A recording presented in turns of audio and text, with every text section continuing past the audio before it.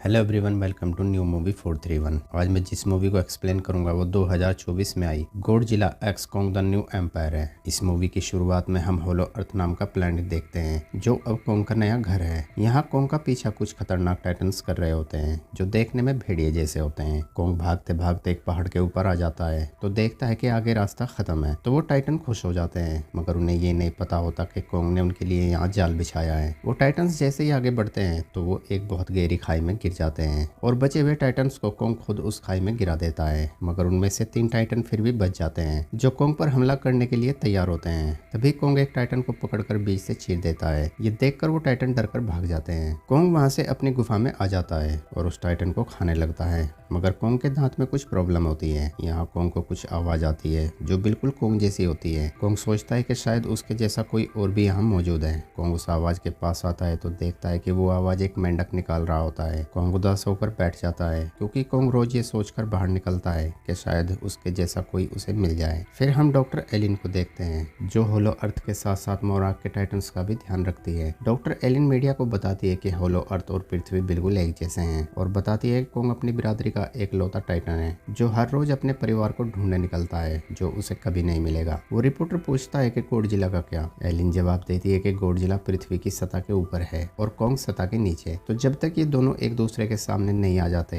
तब तक हमें फिक्र करने की जरूरत नहीं है। फिर हम गॉडजिला को देखते हैं जो रोम में एक खतरनाक टाइटन के साथ लड़ रहा होता है। गॉडजिला उसे अपनी एनर्जी से खत्म कर वापस अपने क्लोजियम में आकर सो जाता है। फिर हम होलो अर्थ की एक चौकी आउटपोस्ट 1 को देखते हैं जिन्हें कोई सिग्नल मिलता है। वो उस सिग्नल को डायरेक्टर हेडन को भेजते हैं। हेडन उस सिग्नल को एलिन को दिखाती है। एलिन उसे कहती है कि हमें मौके के लिए सर्वे टीम तैयार रखनी होगी। फिर हम स्कूल में जिया को देखते हैं। जिया ईवी कबीले की आखिरी जिंदा सदस्य है, इसीलिए डॉक्टर एलिन ने उसे गोद लिया है। जिया बोल और सुन नहीं सकती। क्लास में जिया को कुछ अजीब सपने आने लगते हैं तो वो एक अजीब सी ड्राइंग बना देती है जिसे देखकर टीचर हैरान हो जाती है और वो डॉक्टर एलिन को वहाँ बुलाती है। एलिन जिया से पूछती है कि तुमने क्यों बनाई। जिया उसे कहती है कि मुझे कॉन्ग से बात करनी है क्योंकि सिर्फ जिया ही है जो कॉन्ग को कंट्रोल कर सकती है। एलिन जिया को लेकर घर आ जाती है और जो ड्राइंग जिया ने बनाई थी उसे ध्यान से देखने लगती है तो वो देखती है कि वो ड्राइंग बिल्कुल वैसी ही है जैसे उन्हें सिग्नल मिल रहे हैं। एलिन अपना शक दूर करने के लिए अपने दोस्त ब्रायन के पास आती है। ब्रायन सिग्नल डिकोड करने में माहिर होता है। एलिन ब्रायन को वो सिग्नल और वो ड्राइंग दिखाती है। ब्रायन कहता है कि ये पैटर्न्स काफी हद तक सेम है। एलिन उसे कहती है कि मेरे दोस्तों को लगता है कि सिर्फ एक रेडियो इंटरफेरेंस है और कुछ नहीं, मगर तुम वो देख सकते हो जो कोई नहीं देख सकता।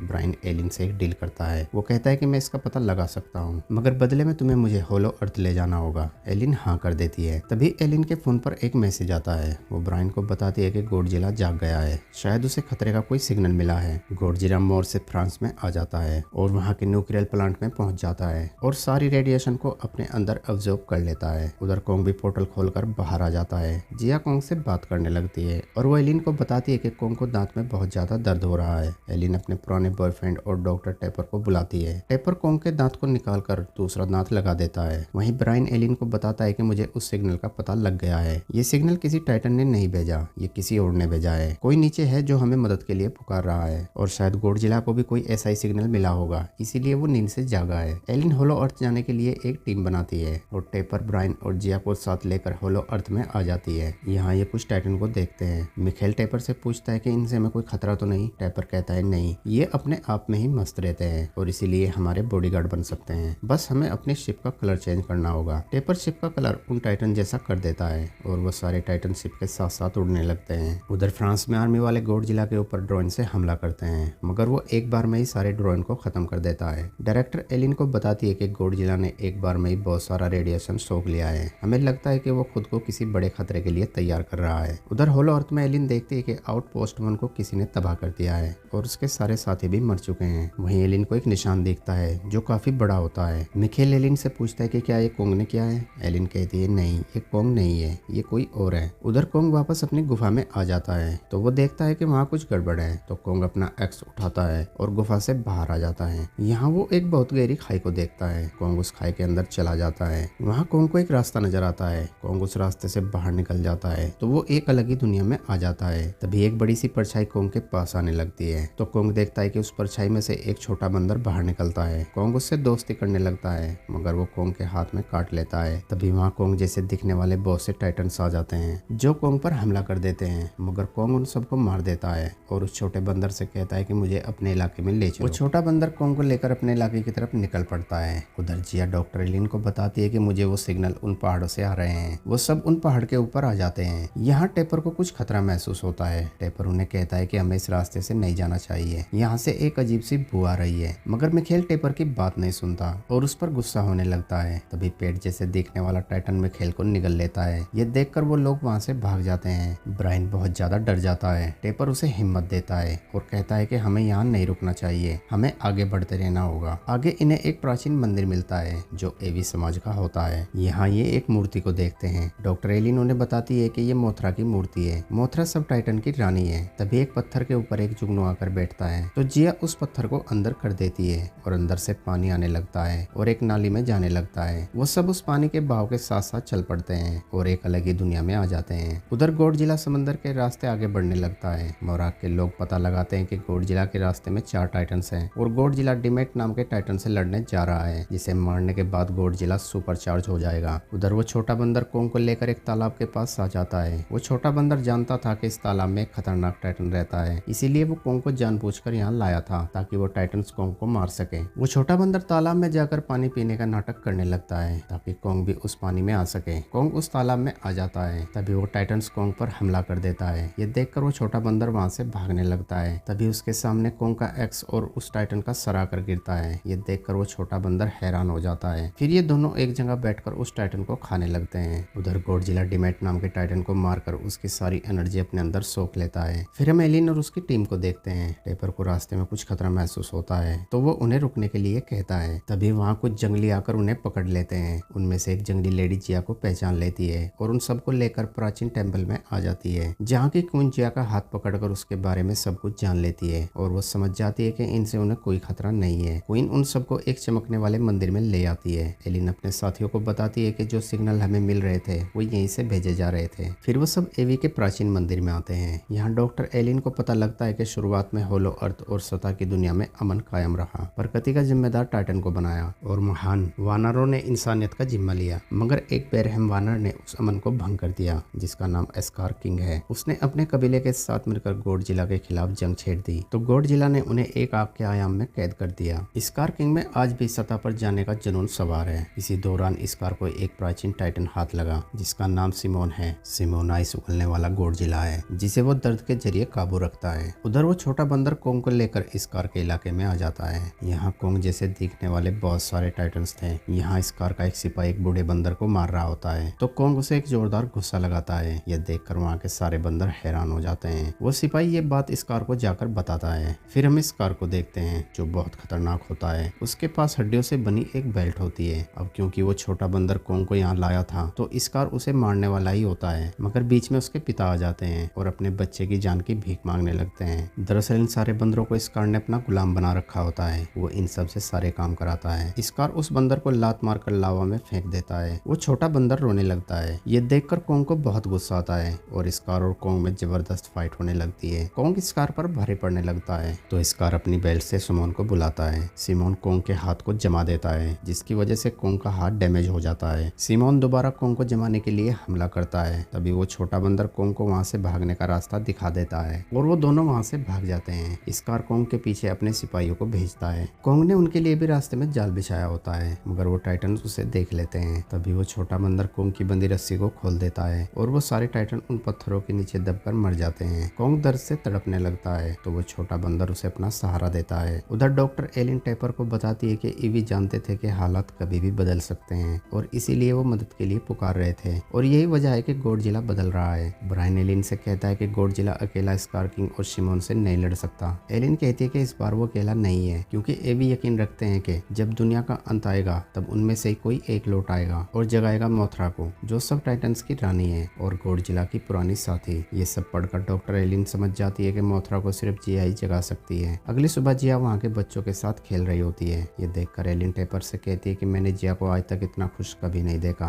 अगर वो इनके साथ खुश है तो मैं उसे इन्हीं के पास छोड़ दूंगी। तभी उन लोगों को कोंग का सिग्नल मिलता है और वो पोर्टल खोल देते हैं। कोंग वहाँ आ जाता है। कोंग इतना दर्द में होता है कि वो नीचे गिर जाता है। यहाँ स्कार का एक सिपाही उनका पीछा करते हुए उस जगह को देख लेता है जहाँ बहुत सारे पोर्टल होते हैं। वो ये बात जाकर स्कार को बताता है। स्कार सिमोन को लेकर उनकी तरफ निकल पड़ता है। वहीं ये बात गोडजिला को पता लग जाती है जो अब पहले से ज्यादा खतरनाक हो गया है। वहीं टेपर कोंग का हाथ चेक करने लगता है और एलिन से कहता है कि मुझे कोंग को अपना बनाया प्रोस्थेटिक हाथ लगाना होगा। एलिन हाँ कर देती है। टेपर होलो अर्थ से उस प्रोस्थेटिक हाथ को लाकर कोंग को लगा देता है और उसे एक एनर्जिक लिक्विड लगाता है, जिसके लगते ही कोंग और भी ताकतवर हो जाता है और अब वो स्कार से लड़ने के लिए तैयार होता है। वो छोटा बंदर स्कार और उसकी सेना को उनकी तरफ आते देख लेता है। वो ये बात आकर कोंग को बताता है। कोंग उसे कहता है कि आने दो उसे, मैं उसे खत्म कर दूंगा। मगर जिया कोंग से कहती है कि तुम गोडजिला की मदद लो। कोंग और वो बंदर गोडजिला के पास जाने लगते हैं। उधर क्वीन जिया को मोथरा को जगाने के लिए तैयार कर देती है। जिया मोथरा को जगा देती है। कोंग पोर्टल से होते हुए इजिप्ट में निकलता है। कोंग के बाहर आते ही गोडजिला को उसका सिग्नल मिल जाता है और वो भी वहाँ पहुँच जाता है। कोंग गोडजिला से हेल्प मांगता है, मगर गोडजिला बिना समझे कोंग पर हमला कर देता है और दोनों में फाइट होने लगती है। गोडजिला कोंग को अपने एनर्जी सोर्स से मारने वाला ही होता है। तभी वहाँ मोथरा आ जाती है और वो कोंग को बचा लेती है और गोडजिला को होलो अर्थ पर आने वाले खतरे के बारे में बताती है और कोंग की मदद करने के लिए कहती है। अब क्योंकि मोथरा गोडजिला की पुरानी साथी है तो गोडजिला उसकी बात मान लेता है। उधर कबीले की क्वीन अपने साथियों को सारे पोर्टल बंद करने का हुक्म देती है तो वो लोग पानी के अंदर एक खास तरह का लाल लिक्विड डालते हैं, जिसके घुलते ही दो बड़े क्रिस्टल आपस में जुड़ने लगते हैं, जिनके जुड़ते ही वो सारे पोर्टल बंद हो जाएंगे। मगर उनके जुड़ने से पहले ही स्कार किंग वहाँ आ जाता है और शिमोन को कंट्रोल कर उन क्रिस्टल को बर्फ से जमवा देता है, जिसकी वजह से वो क्रिस्टल आपस में नहीं जुड़ पाते। तभी वहाँ टेपर अपनी शिप के साथ बहुत सारे टाइटन्स लेकर आता है जो स्कार की सेना से लड़ने लगते हैं। टेपर उन सबको अपनी शिप में लेकर वहाँ से निकलने लगता है। तभी वहाँ कोंग और गोडजिला आ जाते हैं और वो चारों टाइटन लड़ने लगते हैं। तभी उन क्रिस्टल की बर्फ टूट जाती है और वो दोनों आपस में जुड़ जाते हैं, जिसकी वजह से ग्रेविटी खत्म हो जाती है और वो सारे टाइटन्स हवा में लड़ने लगते हैं। वो छोटा बंदर भी कोंग की मदद करता है। मोथरा स्कार के सिपाहियों को एक खास तरह के जाल में बांध देती है। उधर शिमोन गोडजिला को बर्फ से जमा देती है, मगर मोथरा गोडजिला को अपनी शक्ति से आजाद कर देती है। कोंग अपने नए हाथ की वजह से स्कार पर भारी पड़ता है और यहाँ कोंग के हाथ उसका एक्स भी लग जाता है। वहीं टेपर की शिप गिरने वाली होती है। तभी मोथरा उन्हें आकर बचा लेती है। स्कार खुद को कमजोर पड़ता देख एक पोर्टल से होते हुए पृथ्वी पर आ जाता है तो कोंग और गोडजिला भी उसका पीछा करते हुए पृथ्वी पर आ जाते हैं। कोंग का एक्स एक बार फिर उसके हाथ से होलो अर्थ में छूट जाता है। पृथ्वी पर स्कार शिमोन के जरिए पूरे आसमान को बर्फ की चादर से ढक देता है। तभी कोंग स्कार के मुंह पर एक जोरदार घूंसा लगाता है, जिसमें स्कार का एक दांत टूट जाता है। कोंग उसे देखकर हंसने लगता है, मगर तभी स्कार और शिमोन दोनों कोंग पर एक साथ हमला कर देते हैं। शिमोन कोंग को बर्फ से जमाने लगता है, मगर तभी गोडजिला स्कार की बेल्ट को तोड़ देता है और वो छोटा बंदर कोंग के एक्स से उस क्रिस्टल को तोड़ देता है, जिससे स्कार शिमोन को कंट्रोल करता था और अब शिमोन स्कार के चुंगल से आजाद हो जाता है। गोडजिला और कोंग दोनों मिलकर स्कार को बहुत मारते हैं। कोंग स्कार का गला पकड़कर ऊपर उठा लेता है और गोडजिला शिमोन को कहकर स्कार को बर्फ से जमवा देता है। कोंग देखता है कि स्कार अब भी जिंदा है तो कोंग स्कार को जमीन पर मारकर उसके टुकड़े टुकड़े कर देता है। गोडजिला अपनी एनर्जी से आसमान पर जमी बर्फ को हटा देता है। मोथरा जिया को लेकर वापस होलो अर्थ आ जाती है। एलिन जिया को होलो अर्थ में ही रुकने के लिए कहती है, मगर जिया उसे कहती है कि मेरी दुनिया आपके साथ है। गोडजिला वहाँ से अपने क्लोजियम में आकर सो जाता है। उधर कोंग स्कार के कबीले में आकर उन सब बंदरों को बताता है कि स्कार मर चुका है, अब तुम्हें किसी की गुलामी करने की जरूरत नहीं है। मोथरा अपने टेंपल के चारों ओर एक सुरक्षित दीवार बना देती है और यहाँ हमारी मूवी का एंड हो जाता है। दोस्तों वीडियो अच्छी लगी हो तो वीडियो को लाइक और चैनल को सब्सक्राइब जरूर करना। Thanks for watching.